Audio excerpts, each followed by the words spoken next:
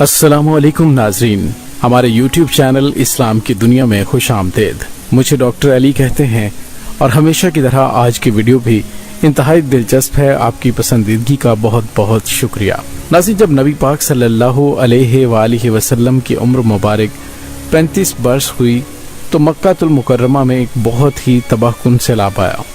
सैलाब इतना ख़तरनाक था कि उसने हर तरफ तबाही मचा दी। उस सैलाब से महफूज रहने के लिए मक्का वालों ने एक बहुत बड़ा बंद तैयार किया, लेकिन ये बंद सैलाब के आगे बेबस नजर आया। सैलाब ने उस बंद को मलिया मेट कर दिया। सैलाब की वजह से हर तरफ पानी ही पानी नजर आ रहा था, यहाँ तक कि पानी खाना काबा में दाखिल हो गया। उस सैलाब के पानी से पहले खाना काबा में आग लग चुकी थी। उस आग ने खाना काबा की इमारत की छत को पहले ही कमजोर कर दिया था। उसके बाद सैलाब ने खाना काबा की दीवारों में सुराख कर दिए। खाना काबा में आग लगने का किस्सा कुछ यूं है कि एक बार एक खातून खाना काबा में धूनी दे रही थी कि उस आग से एक चिंगारी उड़ी और काबा के गुलाफ पर गिर गई, जिसकी वजह से काबा के पर्दों में आग लग गई। आग इतनी फैली कि खाना काबा की दीवारें तक जल गईं। इस वजह से खाना काबा की दीवारें पहले ही कमजोर थीं। जब सैलाब आया तो उन दीवारों में सुराख हो गए। खुदा के प्यारे दोस्त यानी खलीलुल्लाह हजरत इब्राहीम अलैहिस्सलाम ने जब अल्लाह ताला के हुक्म से खाना काबा को तामीर किया तो इसकी दीवारों की ऊंचाई बहुत ही ज्यादा रखी थी। इसकी ऊंचाई तकरीबन 9 गज थी। हजरत इब्राहीम अलैहिस्सलाम ने इस पर छत नहीं डाली थी। लोग खाना काबा में नजराने पेश किया करते थे। लोग खुशबुएं और कपड़े जो बतौर नजराना पेश किया करते थे, वो सब कुछ खाना काबा में एक कुआं था, उसकी नजर कर दिए जाते थे। खाना काबा में कुआं अंदरूनी हिस्से की दाईं तरफ था। इस कुएं को काबे का खजाना तस्वुर किया जाता था। काबे के इस खजाने को एक बार एक चोर ने चोरी करना चाहा तो वो इस कुएं से फिर बाहर ना निकल सका और वहीं पर अपनी जान गंवा बैठा। इसलिए खुदा ने कुएं के खजाने को चोरों से बचाने के लिए एक सांप की ड्यूटी इस कुएं पर लगा दी। वो सांप हर वक्त कुएं के पास ही बैठा रहता था। वो सांप किसी को भी कुएं के पास पर मारने की इजाजत भी नहीं देता था। ये सांप बहुत बड़ा था, यहाँ तक कि कुरैश के बड़े बड़े कबीले भी इस सांप से खौफ खाया करते थे। जब खाना काबा में सैलाब आया तो सैलाब के पानी ने खाना काबा की दीवारों को बहुत ही कमजोर और खस्ता हाल कर दिया। इसलिए खाना काबा की इमारत को नए सिरे से तैयार करने का मसला दरपेश आया तो अल्लाह ताला ने एक परिंदे को हुक्म दिया कि वो खाना काबा से सांप को दूर कर दे। वो परिंदा अल्लाह ताला के हुक्म से खाना काबा आया और वो सांप को वहां से उड़ा कर ले गया। जब सांप कुएं से गायब हो गया तो कुरैश के लोग बहुत खुश हुए। उन्होंने खाना काबा को नए सिरे से तामीर करने का फैसला कर लिया। कुरैश के लोगों ने फैसला ये किया कि अब बैतुल्लाह की दीवारों को मजबूत बनाया जाए, इन दीवारों की ऊंचाई बहुत ही ऊंची रखी जाए। उन्होंने लोगों में ये ऐलान किया कि खाना काबा की तामीर के लिए हर कबीला पत्थर और चंदा जमा करे। इसलिए हर कबीले ने पत्थर और चंदा इकट्ठा करने में काबे में रहने वाले लोगों की मदद की। कुरैश वालों ने यह ऐलान आम कर रखा था कि काबा में जो भी चंदा दे देगा वो पाक होगा। यहाँ सूद का कारोबार करने वाले, हराम की कमाई करने वाले, चोरों, डाकुओं और तवाइफों की आमदनी की बिल्कुल भी इजाजत नहीं होगी। यहाँ बस पाक कमाई को जमा करने का ऐलान किया गया तो हर कबीले ने उस ऐलान पर मुकम्मल तौर पर अमल करके अपने अपने कबीले से चंदा और पत्थर जमा किए। पाक कमाई जमा करने का ऐलान इसलिए किया गया था कि कुरैशी सरदार अबू वहाद उमर बिन आबिद ने जब काबे का काम शुरू करने के लिए एक पत्थर को उठाया तो पत्थर उसके हाथ से छूटकर अपनी उसी जगह पर चला गया जहां से उसको उठाया गया था। कुरैश वाले ये माजरा देख रहे थे। वो ये देखकर बहुत ही हैरान हुए। आखिरकार वहाब खड़ा होकर कहने लगा, ऐ कुरैश वालों, मेरी बात गौर से सुन लो। काबे की तामीर में बदकार औरत की कमाई, सूद की कमाई, हराम की कमाई, किसी चोर की कमाई को हरगिज मत शामिल करना। खाना काबा में सिर्फ पाक कमाई को लगाना, इसमें सब कुरैश वालों की भलाई है। ये वहाब नबी पाक सल्लल्लाहु अलैहि वसल्लम के वालिद गिरामी के मामू थे, जो कि कुरैश में बड़े शरीफ और ईमानदार आदमी माने जाते थे। खाना काबा की तामीर के लिए कुरैश वालों के साथ नबी पाक सल्लल्लाहु अलैहि वसल्लम भी बराबर काम कर रहे थे। आप सल्लल्लाहु अलैहि वसल्लम भी अपने कंधों पर पत्थर उठा उठा कर ला रहे थे।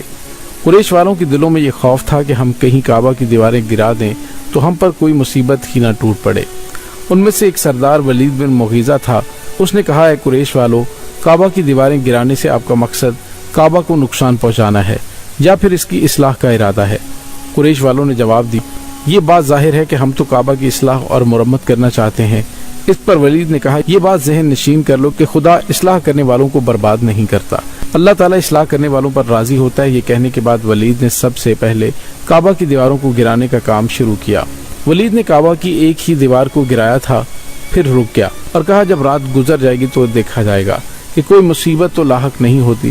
جب وہ رات خیر خیریت سے گزر گئی تو اگلے دن سارے قریش والوں نے مل کر اس عمارت کو گرا دیا، یہاں تک کہ وہ اس کی بنیادوں تک جا پہنچے جو قریش کے باپ دادا حضرت ابراہیم علیہ السلام نے رکھی ہوئی تھی۔ حضرت ابراہیم علیہ السلام نے کعبہ کی بنیادوں کو سبز رنگ کے پتھروں سے تعمیر کیا ہوا تھا جو کہ قریش کے لوگوں کو توڑنے میں بڑی مشکل پیش آئی۔ کعبہ کی دائیں دیوار جب گرائی گئی تو اس کے نیچے سے سبز پتھر کے قریب سریانی زبان میں ایک تحریر ملی۔ قریش والے سریانی زبان پر عبور نہیں رکھتے تھے، انہوں نے اس بندے کو تلاش کیا جو سریانی زبان کو سمجھتا تھا۔ ان کو ایک یہودی ملا جس نے یہ تحریر پڑھ کر سنائی۔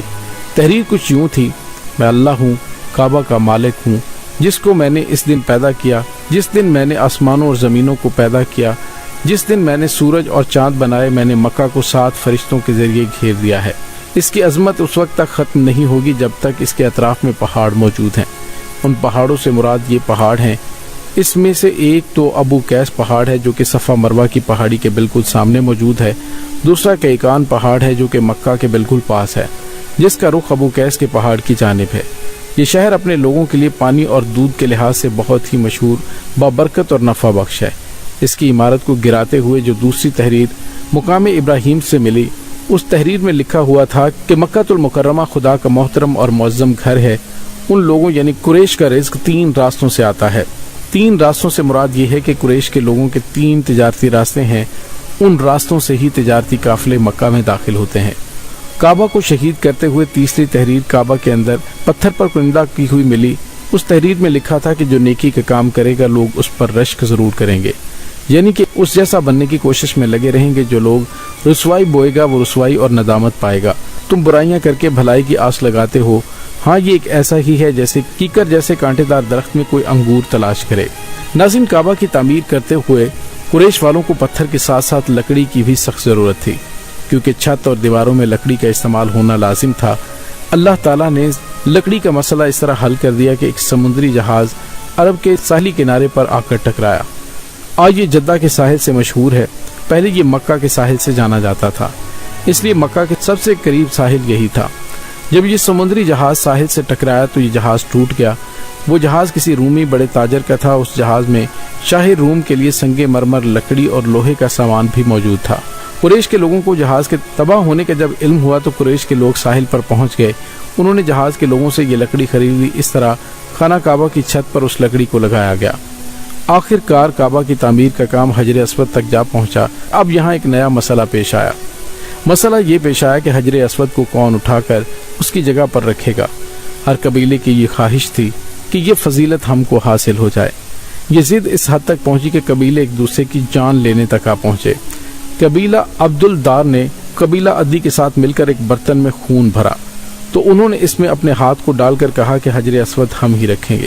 اس طرح دوسرے قبیلے بھی اڑ گئے، تلواریں نیاموں سے باہر نکل آئیں اور اس مسئلے کو بھی سرور کائنات حضرت محمد صلی اللہ علیہ وآلہ وسلم نے بڑی خوش اسلوبی سے حل کر دیا، جس کی انتہائی خوبصورت داستان ہے کہ اللہ کے نبی صلی اللہ علیہ وآلہ وسلم نے وہ پتھر تمام قبیلوں سے مشترکہ طور پر رکھوایا تھا۔ ناظرین، امید ہے آپ کو ہماری آج کی ویڈیو پسند آئی ہوگی۔ کمنٹ سیکشن میں سبحان اللہ کمنٹ ضرور کریں۔ ڈاکٹر علی کو اجازت دیجیے، ملتے ہیں ایک نئی ویڈیو میں۔ اللہ وارث۔